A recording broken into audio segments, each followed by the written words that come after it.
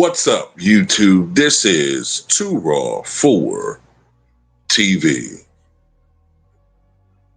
All right, so this is part two of the video series that I started yesterday. You may recall yesterday I did a video debunking this notion that LeBron has a decisive edge over Michael Jordan when it pertains to playing against all NBA caliber talent in the postseason.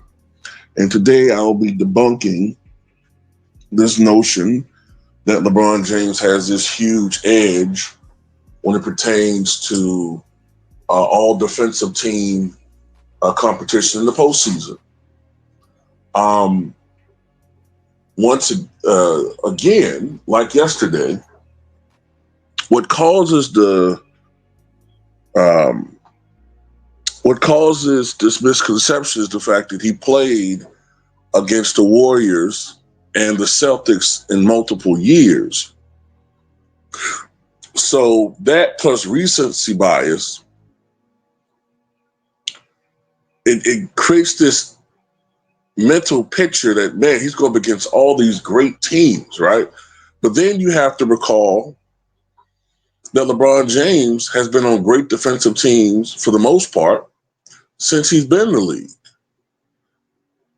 His first stint with the Cavaliers, they may not have been great individual players, but they were great defensive teams, especially after 2006. We know about how great those Miami Heat teams were on the defensive side of the ball. And those Cavalier teams were really great defensively when they were playing up to the level up to the level of talent and playing to the level of competition. As far as when they're playing against elite teams, sometimes they could play down to the level of competition and inexplicably lose games that they should have been winning. Now, ever since LeBron James been with the Lakers, he's kind of been coasting off of playing, with a guy like Anthony Davis, who is a perennial Defensive Player of the Year candidate. And LeBron James' defense has, for the most part, slipped considerably. But that, plus the fact that he's played on loaded teams, has often offsetted his competition in the postseason. Now, I wrote down the names of all the players that I've seen that were on all defensive teams the years that he played in the NBA, right? So LeBron has played in 22 NBA seasons, and he's entering his 23rd year. 18 years, LeBron James, 18 different times, I should say, in his career, his teams have qualified for the playoffs. And in those 18 years, 20 of his competition in the playoffs have been on all defensive teams, either first team or second team. I'm not going to distinguish between the two for time reasons, but they have been Ben Wallace, Chauncey Billups, Tayshaun Prince, Bruce Bowen, Tim Duncan, Kevin Garnett, Dwight Howard, Rajon Rondo, Joakim Noah, Tyson Chandler, Kawhi Leonard, Paul George, Andrew Bogut, Victor Oladipo. One second here.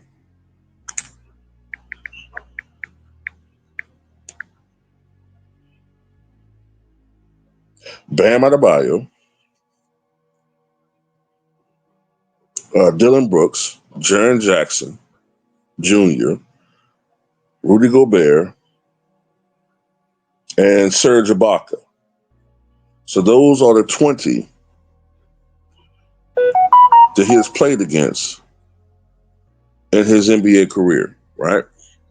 Now, one thing that he does have an edge over Michael Jordan is the number of players that he's played against that have won Defensive Player of the Year. He has played against 1, 2, 3, 4, 5, 6, 7, 8, 9 different players in his career who have won Defensive Player of the Year. Okay. Those are Ben Wallace, Kevin Garnett, Dwight Howard, Joakim Noah, Tyson Chandler, Kawhi Leonard, Draymond Green, Jaren Jackson Jr., and Rudy Gobert. Right? So that's 1, 2, 3, 4, 5, 6, 7, 8, 9, as I said before. Now, Michael Jordan played 15 years in the NBA, and 13 years his teams were eligible to make the playoffs. In those 13 years, 19 players who made all defensive teams played against Michael Jordan in those playoffs. And they are Paul Pressey, Sidney Moncrief, Dennis Johnson, Kevin McHale, Joe Dumars, Patrick Ewing, Larry Nance, Dennis Rodman, Rick Mahorn, Buck Williams, John Starks, Dan Marley, Horace Grant, Gary Payton, Karl Malone, P.J. Brown, Dikembe Mutombo, John Stockton, and Mookie Blaylock. So that's a slightly higher ratio for Michael Jordan versus LeBron James. LeBron James, about 1.1 all defensive player per year played against a LeBron James team versus Michael Jordan's 1.5 all defensive player per year played against Michael Jordan. So it's a slightly higher ratio.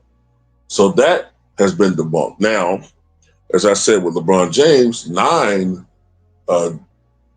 former Defensive Player of the Year award winners played against LeBron James.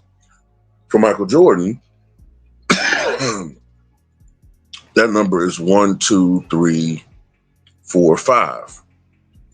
Sidney Moncrief, Dennis Johnson, Dennis Rodman, Gary Payton, and Dikembe Mutombo. So that's 5. I'm just going to throw this in there. 2 other ones, John Stockton and Mookie Blaylock, led the league in steals multiple times. Just want to throw that in there as far as, steals isn't always a great defensive, isn't always the best defensive category, but I just threw that in there because it does mean something, right? Now, basically, my conclusions are that there's not this huge disparity that people want to make it out to be. If you want to go for trophies and awards, technically LeBron has played against 9 former Defensive Player of the Year award winners to Michael Jordan's 5. But overall, as far as players who excel in the defensive end of basketball, when you combine the fact that Jordan played against more overall per year, and just the fact that he played in a tougher, more defensive era,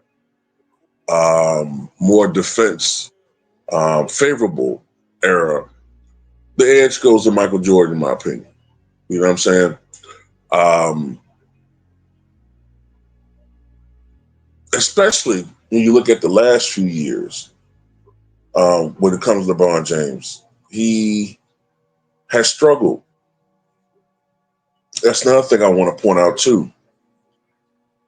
In the years in which LeBron James played against great defensive teams in the playoffs, or when he played against a all-time great defensive player on a good team in the playoffs, either he struggled to be consistent offensively or his teams lost. Whereas Michael Jordan, once he had talent around him, usually he was able to overcome a great defensive team, whether it's the New York Knicks, whether it was the underrated Utah Jazz teams, they were great defensively, whether it was the Pacers. I'm not talking about necessarily as a rivalry, but in '98, the Bad Boy Pistons. The list goes on and on. But anyway, tell me what you guys think.